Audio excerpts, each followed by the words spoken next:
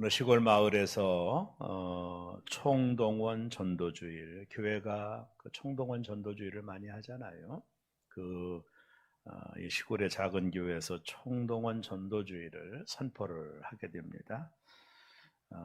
담임 목사님께서 우리 동네가 큰 동네가 아니니까 이 동네 안에서 예수를 믿지 않는 사람들을 파악을 하자. 큰 동네가 아니니까요. 그래서 사람들이 예수 믿지 않는 사람들을 다 파악을 했습니다. 그리고 예수 믿지 않는 사람들의 이름을 게시판에다가 다 걸어놓고 그 믿지 않는 사람의 이름 옆에 칸을 하나 만들어 놓고 목사님이 광고를 했어요. 이번 총동원 전도주일에 우리 성도님들이 이 동네에 아직도 예수를 믿지 않는 분들을 우리가 게시판에다가 기록해 놨으니 그 옆에다가 내가 이분을 꼭 전도하겠습니다 라고 생각하는 분들은 게시판 옆에, 믿지 않는 분 옆에 빈 공간을 놔뒀으니 거기다가 자기 이름을 쓰십시오 라고 목사님이 광고를 했습니다. 한 주 지나서 보니 많은 사람들이 동네 안에 예수 믿지 않는 사람들의 이름 옆에 예수 믿는 성도들이 이름을 다 기록해 놨습니다. 근데 특별한 게 뭐냐면 그 중에 한 분은 빈 공간으로 남아있는 것을 발견하게 돼요.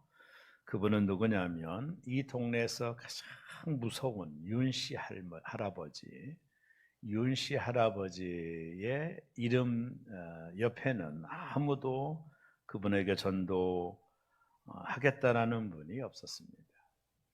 그럴 만한 이유도 있긴 해요. 왜냐하면 이분이 과거에 주먹세계에 좀 있었던 분이라 또 함부로 전도했다가 또 낭패당할까봐 무섭기도 하고 그분 빼고는 다 빼곡하게 대상자들에게 이름을 적은 겁니다.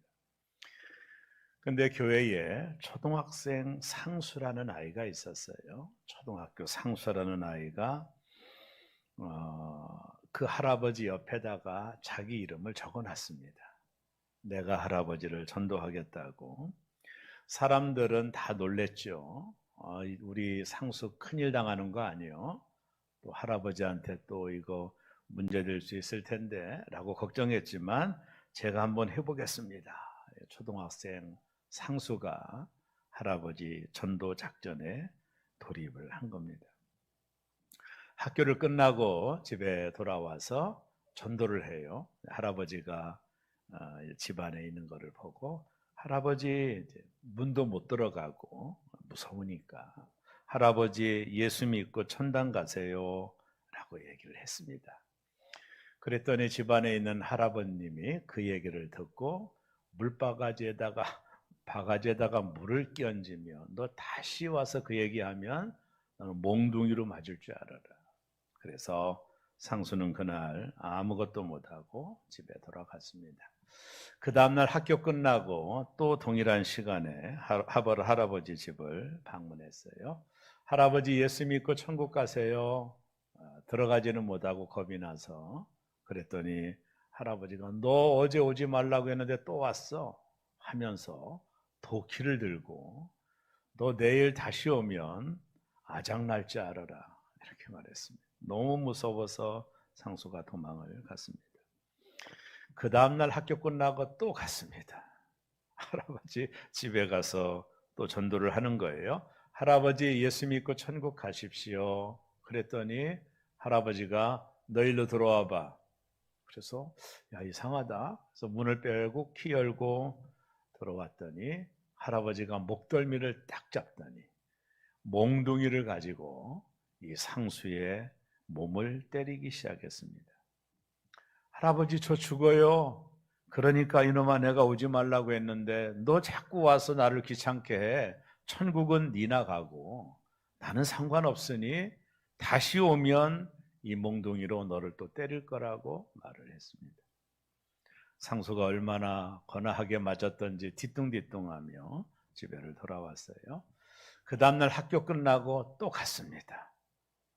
절름절름 하면서 할아버지 집 들어가지도 못하고 무서워서 울타리에서 얘기했어요. 할아버지 예수 믿고 천국 가세요. 예수 믿고 천국 가세요. 아무런 소리가 그날은 들려오지 않았습니다. 그러고 총동원 주일이 됐습니다. 사람들이 자신들이 전도하겠다고 써낸 사람들을 이 모양 저 모양으로 모시고 왔는데 많은 열매가 없었는데, 특별히 사람들이 깜짝 놀란 것이 상수가 전도하겠다고 적어냈던 윤씨 할아버지가 교회를 나온 것입니다. 이 실제 있었던 일이거든요. 저 뒤에서 나와서 예배를 드리는 거예요.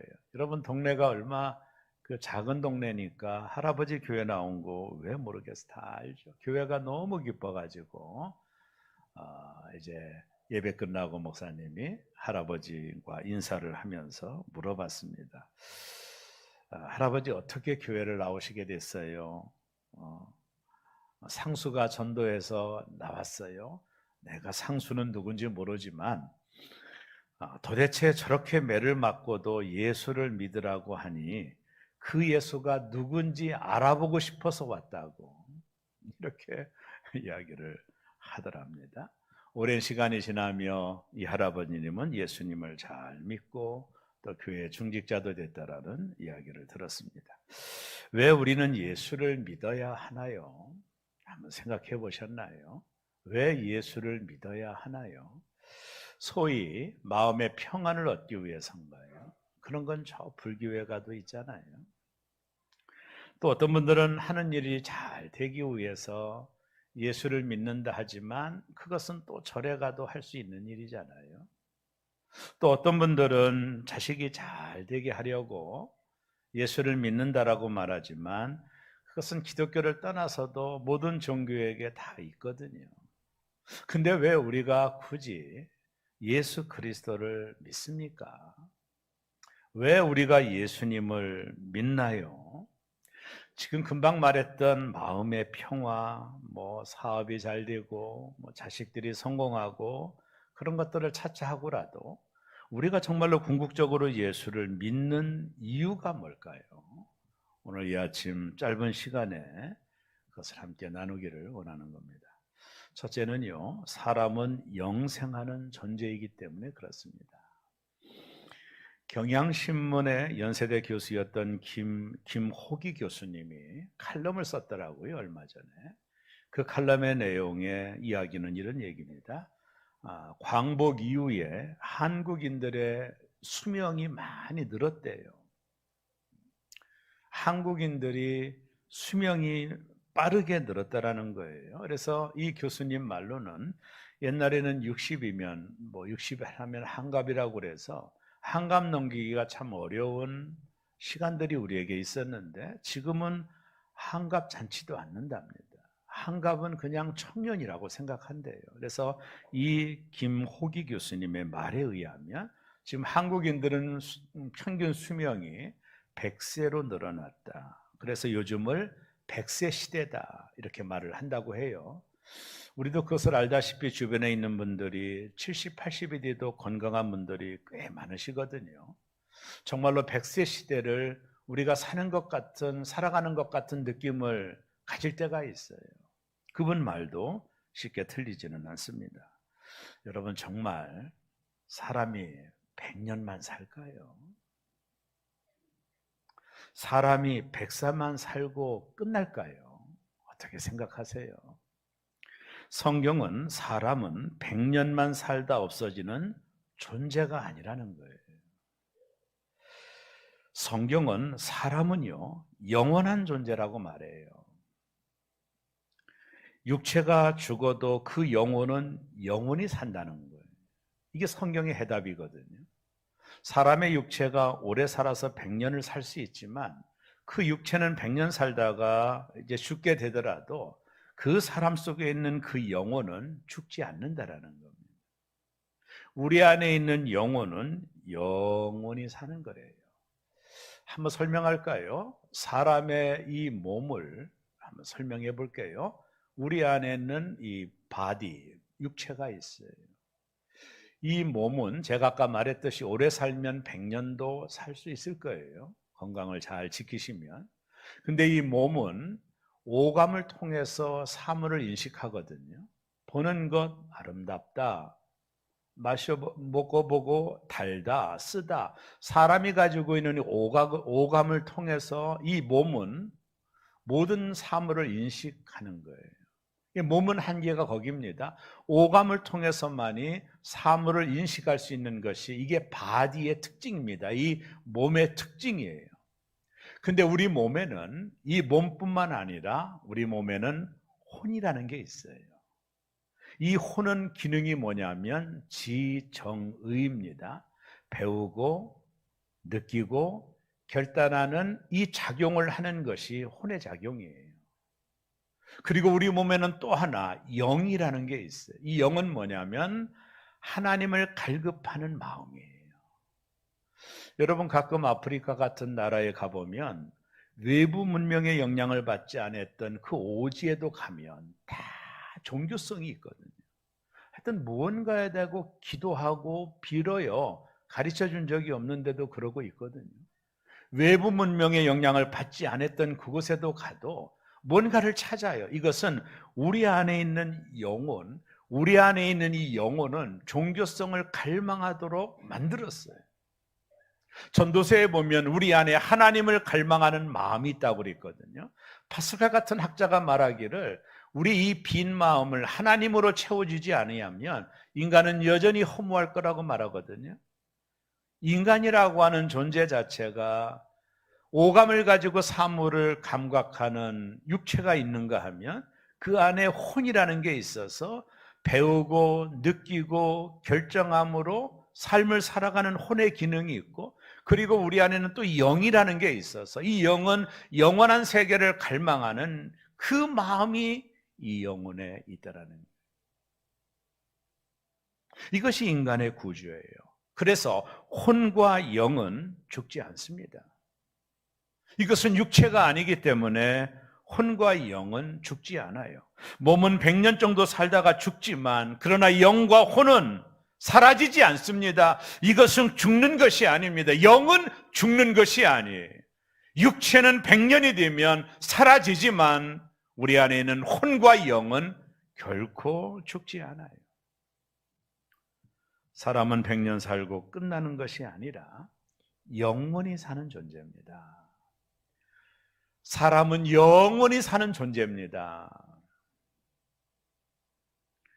육체는 흙에서 와서 흙으로 돌아가지만 영혼은 어딘가에 가서 영원히 사는 겁니다.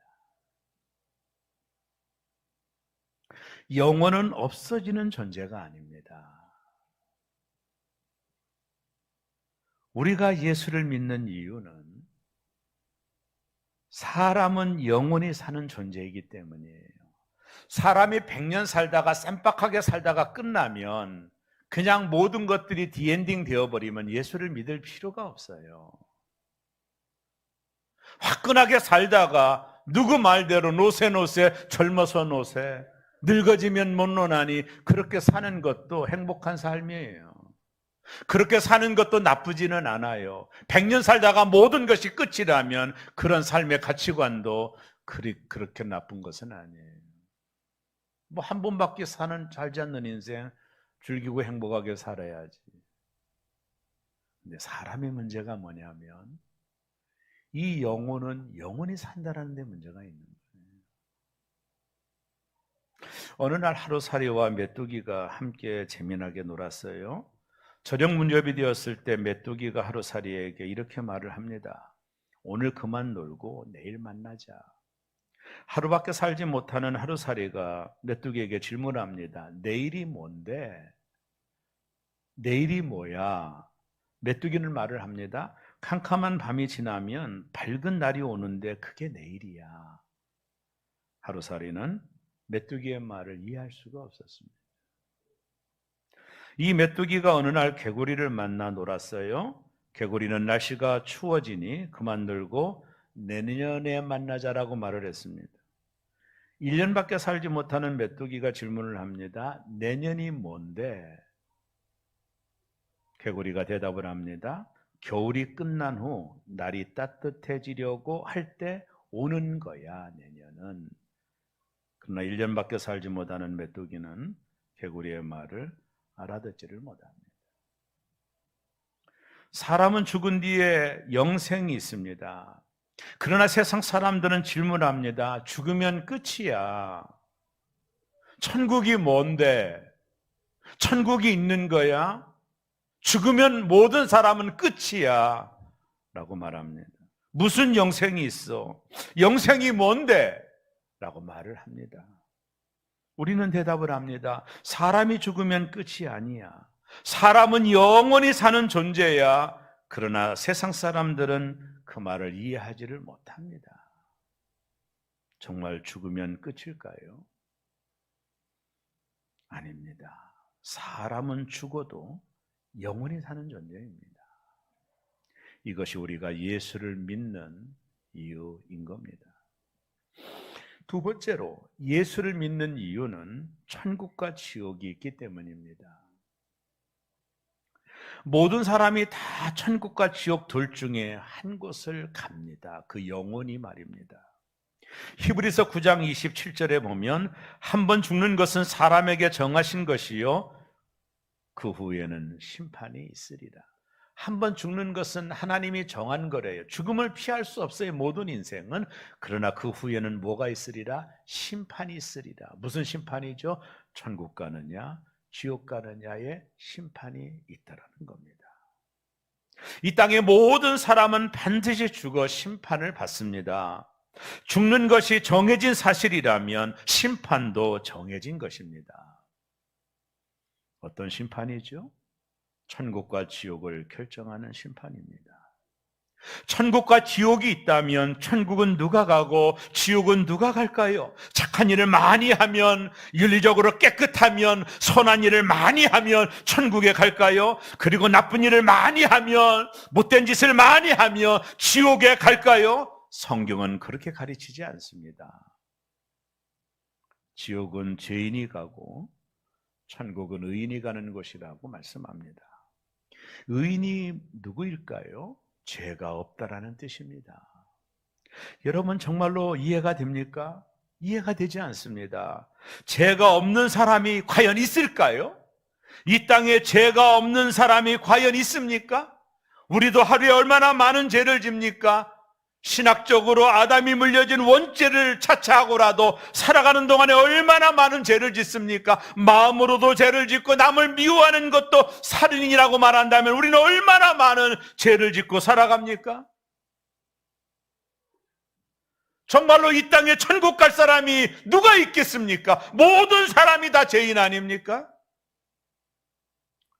성경도 동의하죠. 로마서 3장 10절에 의인은 없나니 하나도 없으며 하나도 없다 그랬어. 심각하죠? 내 영혼은 죽지 않고 영원히 살고 그 영혼은 천국과 지옥 둘 중에 하나를 가는데 그 영혼이 천국 갈 방법이 없네요. 왜요? 천국은 의인만 가니까. 이 땅의 모든 사람은 다 죄인이니까 천국 갈 수 있는 방법이 없는 겁니다. 이 땅의 모든 사람은 지옥을 향하여 줄다림치고 있는 거죠. 성공했든 실패했든 상관없이 이 땅의 인생의 수가 끝나면, 육체의 기한이 끝나면 그의 영혼은 죽지 않고 천국과 지옥 둘 중에 하나를 간다라는 것인데 그 천국 갈 사람 찾아보기가 없군요. 다 죄인이니까 어떻게 해야 되죠? 왜 우리가 죄인이 되었습니까?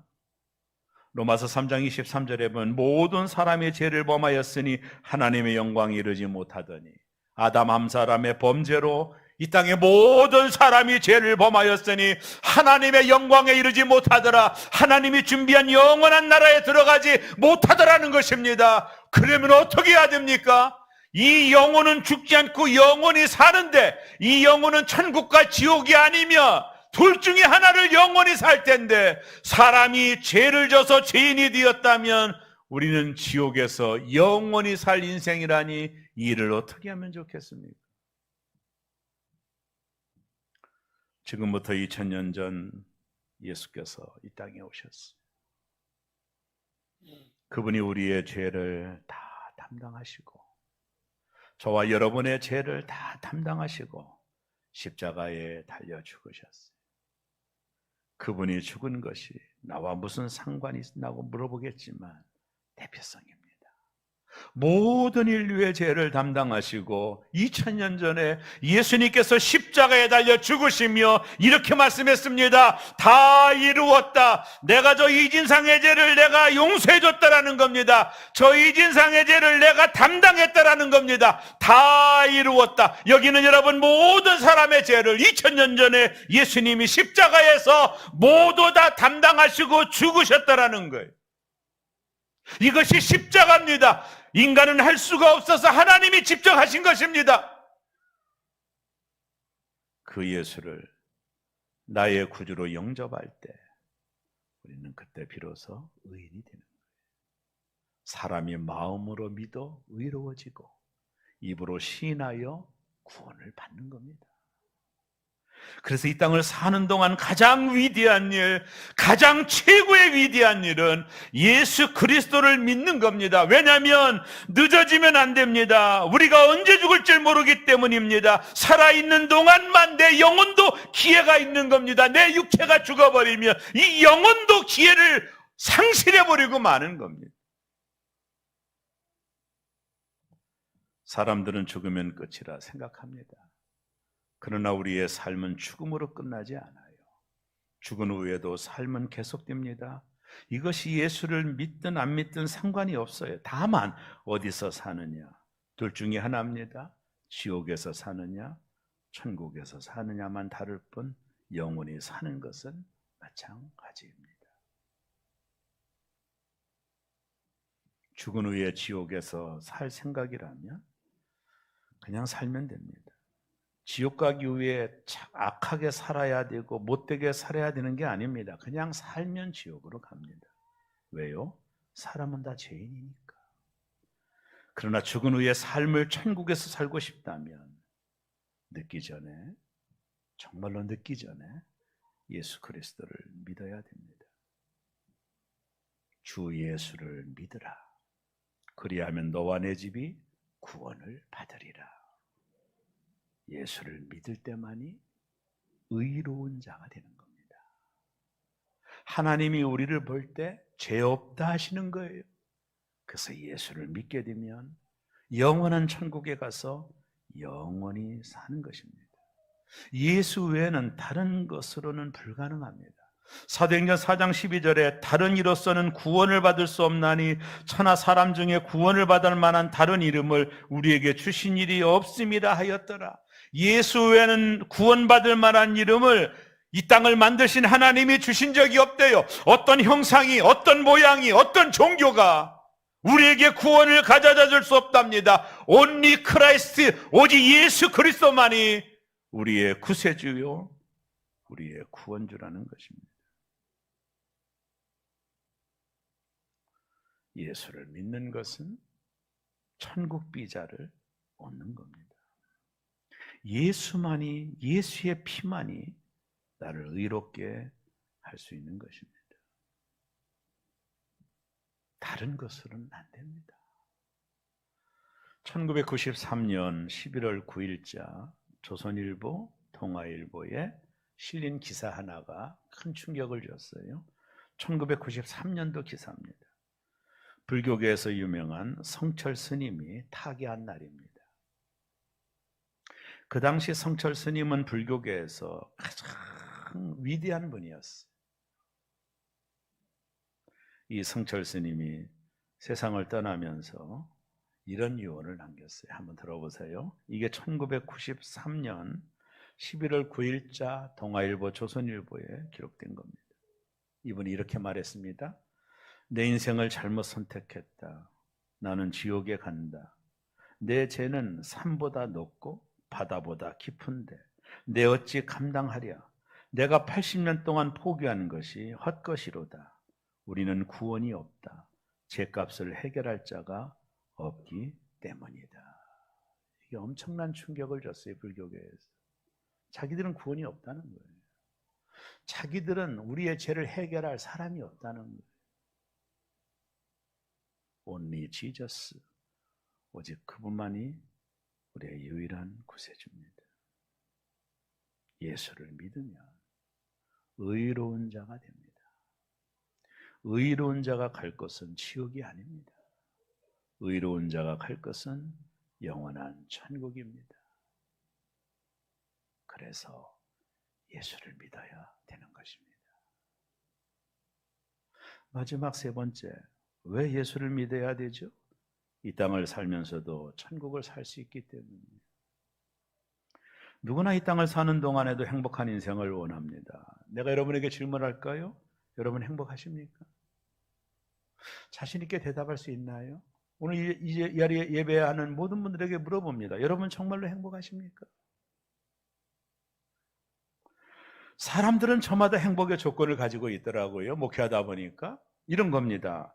부부관계가 좋아지면 행복할 텐데, 자식이 이번에 좋은 직장에 취직되면 행복할 텐데, 우리 남편이 건강하면 행복할 텐데, 우리 남편이 하는 사업이 잘 되면 행복할 텐데, 우리가 집이 없는데 집을 좀 마련하면 행복할 텐데, 사람들은 저마다 행복의 조건을 가지고 있어요.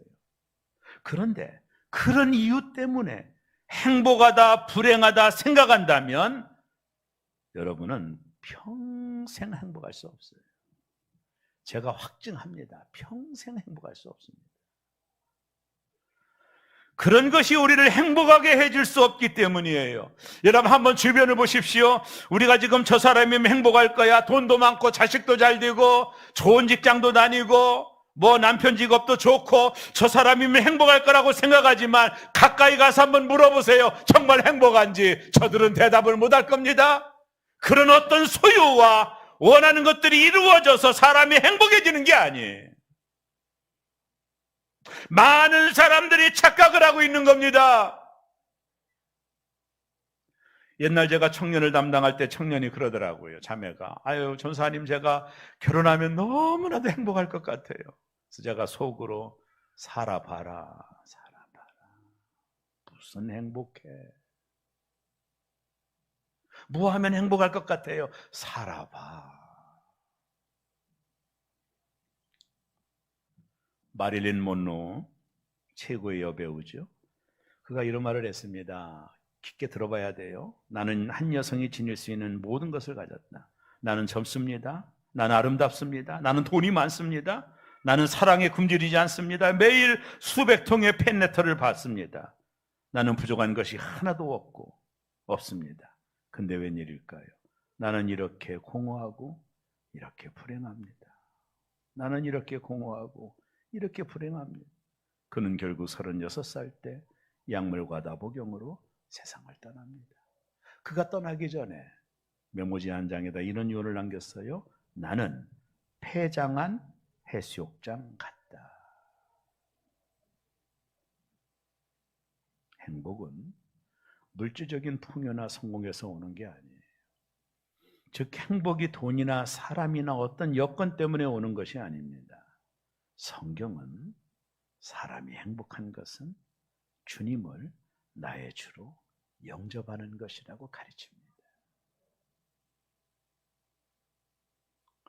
문제는 그 예수를 믿고 있는데도 자신은 불행하다고 생각하는 겁니다. 그러니 신앙생활도 기쁘지 않은 겁니다. 우리가 예수를 믿는 이유는 앞으로 행복하려고 믿는 게 아니에요. 이미 행복한 사람이 된 겁니다. 그분이 내 안에 계시고 나와 동행하시고 세상 끝날 때까지 나와 함께 하신다라는 그분, 나를 그토록 사랑하시는 그분이 이미 내 안에 계신 거예요. 예수를 믿는 이유는 앞으로 행복하려고 믿는 게 아니에요. 이미 내 안에 그분이 계신 것입니다. 다윗의 시편 23편 1절에 여호와는 나의 목자시니 내게 부족함이 없으리로다. 무슨 말입니까? 나는 행복하다 그 말입니다. 사울의 칼날을 피하여 고통 가운데 쓴 시편입니다. 나는 행복합니다. 나는 하나님 때문에 부족함이 없습니다. 그렇다면 다윗은 하나님을 앞에 모시고 살았지만 우리는 어떤 사람입니까? 하나님 되시는 예수 그리스도가 지금 내 안에 나와 함께 세상 끝날 때까지 나와 함께 계시고 그분은 나를 영원한 천국으로 인도하실 그분이 내 안에 계시다면 어찌 우리가 행복하지 않을 수 있겠습니까?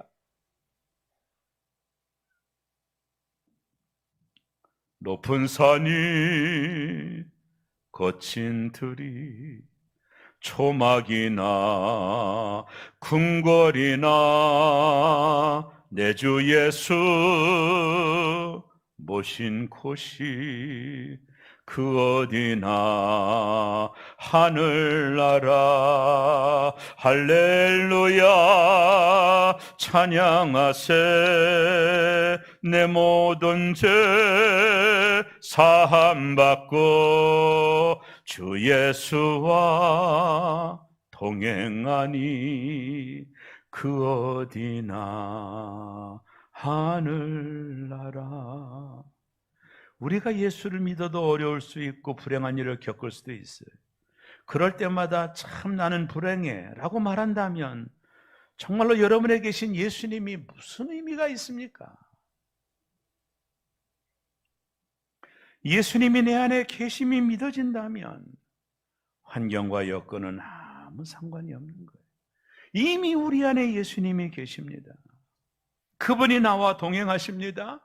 그분이 나를 영원한 천국으로 인도하실 메시아이십니다. 그분은 나를 한 번도 떠나지 않습니다. 항상 나와 함께 하십니다.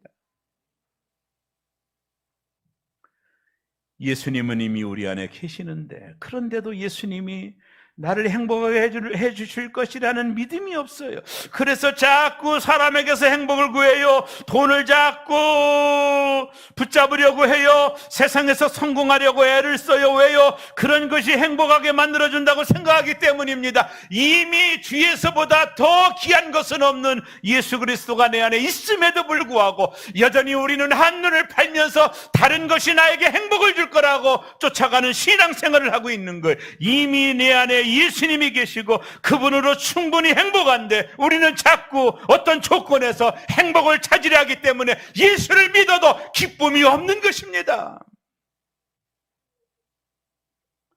내가 행복해야 이 행복을 남편에게, 아내에게, 자녀에게 흘려보내주는 것인데 만약 내가 예수를 믿는데도 행복하지 못하다면, 그래서 다른 것에서 행복을 찾으려 한다면 예수를 믿어도 불행한 것입니다.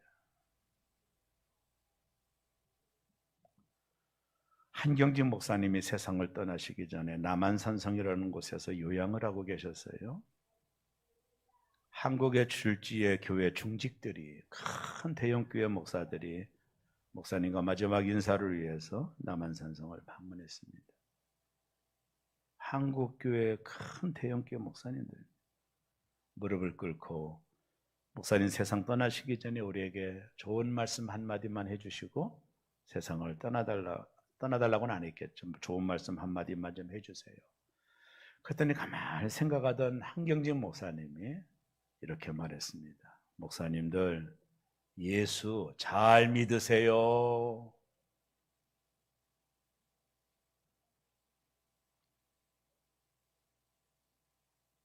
여러분, 예수 잘 믿으십시오. 기도하겠습니다.